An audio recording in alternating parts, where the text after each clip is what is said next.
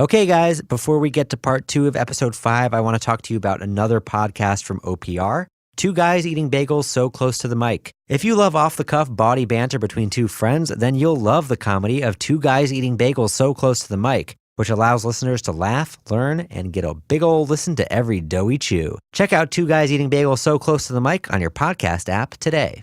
Okay, let's get right to the show.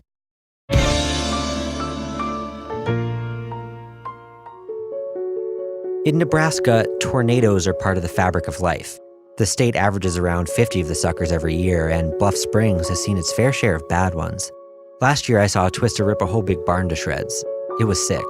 But lately, I've realized that an unsolved murder is a lot like a tornado.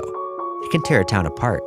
So you can imagine how I felt when I got a search warrant and made my way towards W.O. Calloway's estate to finally solve this thing, with the purpose and determination of a Nebraskan tornado, to finally stop the tornado that was this unsolved murder. As I sat in the back of our landmine-resistant armored tank, I couldn't help but feel proud of what I was about to accomplish. After all these years, all of the botched leads and dead ends, Pass me that M14. I was finally going to completely fix these people's lives. I tried not to get emotional as I strapped on my government-issued ballistic protection and communicated with the SWAT commander. Arm the Bearcat turret with a 50 caliber Browning. We don't know what we're walking into here. T-minus 90 seconds. The drone is in position.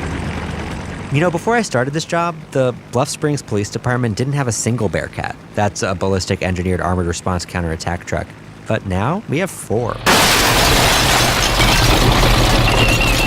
Calloway's gate, despite its size, was no match for our wheels. We were in. In one short, heavily armed raid, this would all be over, and Hayley's family could finally have peace. I turned on my night vision goggles, put my dog Skiff on a leash, and we stormed the place. Go, go, go! My finger was on the trigger in case I needed to be a hero and take the shot myself. But then, I saw him. Mr. Calloway? That's my name. Is that him? Hold your fire! Hold your fire! He was sitting in a childlike fort made out of gold bricks, trying to see how many $100 bills he could fit in his mouth.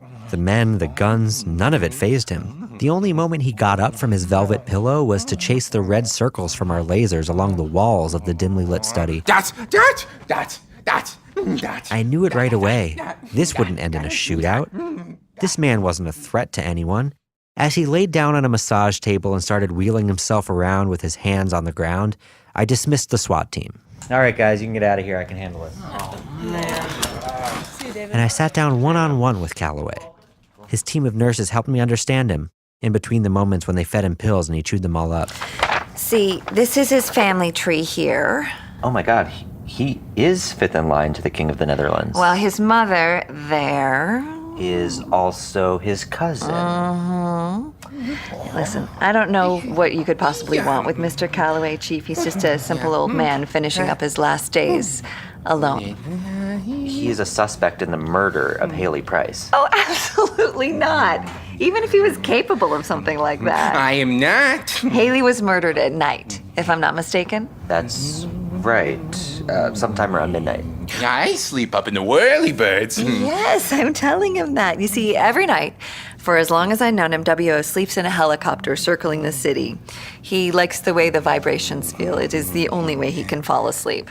7 p.m. to 9 a.m. every night. I sleep up in the whirlybirds. Yes, you do. By the way, I didn't know this. I thought the loud whirring noises above the town every night were just government-issued planes releasing some type of sterilization mist to keep the population at bay. Well,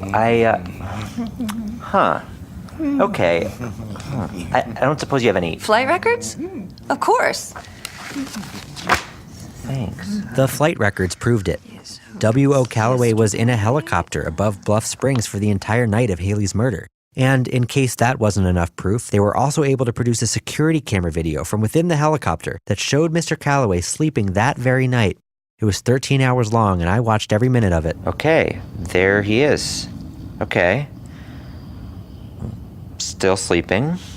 All right. I can fast forward if you... No. Shh. Well, okay then. So I was wrong. This man couldn't have murdered Hayley. But that didn't answer all of my questions. Did you know that Mr. Calloway left a note in Hayley Price's locker? How do you explain this? This is certainly very strange. And then the old man cleared his throat. I never had a best friend. Then Hayley comes and she walks my dogs. I thought, this is my best friend. That's so sad and so stupid. Then she leaves to a new job and a new best friend, and I think, it's goodbye for good. I'll never have a best friend. Who are you? Do you want to be my best friend? I left immediately. I couldn't believe I had failed so miserably. Not only had I let the town down, I let my listeners down. The man I'd spent a decade and over $42 million of Pentagon grants chasing down was not a murderer. The richest man in Bluff Springs was also the dumbest. The frustration mounting, I took one of the Bearcats for a joyride to blow off some steam.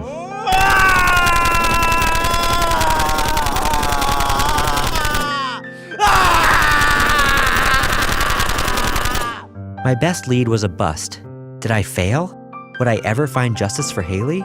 Would I ever finish what I'm sure could one day become the most game-changing serialized podcast of the year? There's a type of fish that's native to the shallow waters of the Mediterranean Sea. It's called a spotted weaver. Brown and yellow on its head and back, 3 poisonous spines. It feeds on smaller fish and crustaceans. And as I'm recording this episode, I can't help but think that the best way to pull me out of this funk is to use a spotted weaver as a metaphor for an unsolved murder. They're both long and poisonous and icky. And like an unsolved murder, they have dark spots all over them. Right now, I'm in the darkest spot of them all.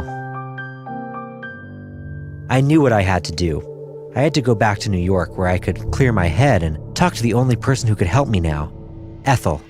I hadn't been back to the Big Apple in almost 10 years, but Onion Public Radio was still paying me $135,000 a year, so I owed them a visit anyway. And I'd heard that David Chang opened a couple new Momofuku since I left. So I packed my things and I left Bluff Springs, a place I had grown to love.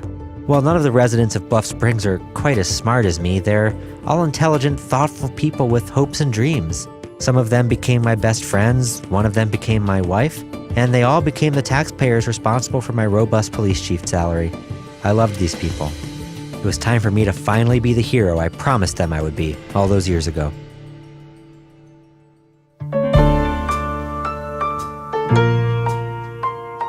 Next time on A Very Fatal Murder.